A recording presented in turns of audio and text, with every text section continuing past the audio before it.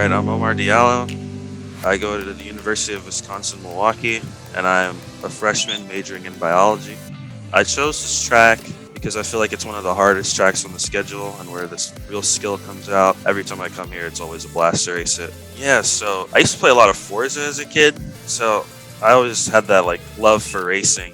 During quarantine, I had the stimulus check. I was like, oh, I could get iRacing. So I've always wanted iRacing since I was a kid, but I could never afford it. And yeah, I bought me a 1-year subscription and instantly fell in love. Here I am.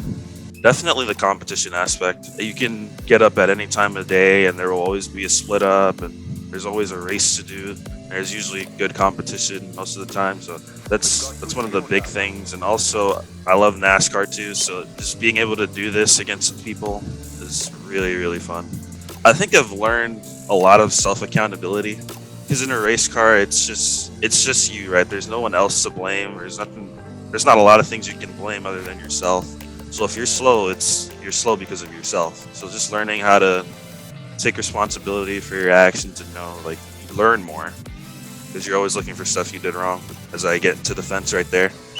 Yeah, Charlotte, I'd like to say I got a little too confident after the first stop and basically just drove my tires off. I went way too fast at the beginning part of the run. Just drove the right front off of it. Yeah, so I learned a lot that race, learning how to manage my tires more after green flag pit stop and managing the gap and getting around traffic better. So hopefully I can use that in the next race at Watkins Glen to hopefully get a W. Oh, mentality is a really, really big thing. I'd say it's about 40% of it because your speed is one thing, but you being able to keep your composure throughout the whole race is just on another level. Because if you get really emotional or say someone's racing you hard and you go and wreck them or something, now you damage your car and everything goes downhill from there. So keeping a cool head, especially with how emotional racing can be sometimes, is definitely key.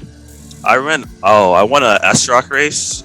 If you don't know what S-Rock is, it's a league put up by John Adams to, back with the old cars, so they had a lot more horsepower, a lot less downforce, so they were way harder to drive. I think it was at Rockingham, and yeah, we won that race. It was a really fun race. It was a lot of competition.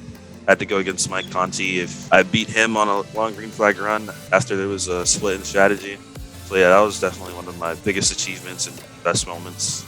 One of the drivers I'd love to race against is Kyle Busch. Kyle Busch is one of the most aggressive drivers, and he's really, really fast. So I just love to see what that experience is like, just racing against Kyle and seeing what he does and how he approaches certain situations, especially when he's in traffic. Because when you put Kyle out front, he's going to drive away. But one of the things he does best is coming through traffic and being aggressive. My next goal in NASCAR. Right now, I'm in the Road to Pro Series, hopefully trying to make Coke. Last year, I attempted, and on my first try, I almost made it, but made a couple of mistakes, which kept me out of pro. This is a long shot, but hopefully I can get into the Drive for Diversity program and maybe drive a real car, which is a pretty long shot, but you never know until you try. So I'm going to put in an application for that, and hopefully that works out. But yeah, right now the main focus is Coke, though.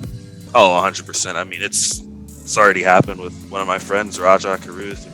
He came from iRacing, and he actually went through the Drive for Diversity program, and he did an Xfinity race 2 weeks ago. So there's also other people like Parker Retzlaff, Josh Berry.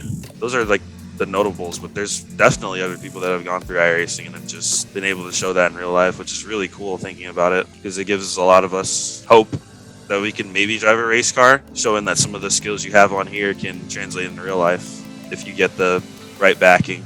You come down here into turn one, you get turn one, which is a really long corner. You want to drive it all the way up to the wall so you can get it turned down for the exit and carry as much speed as you want. Right here, just nice and straight. And then into turn three, there's 2 lines. You can either run the middle or you can let it float up to the wall so you can get that momentum off the corner.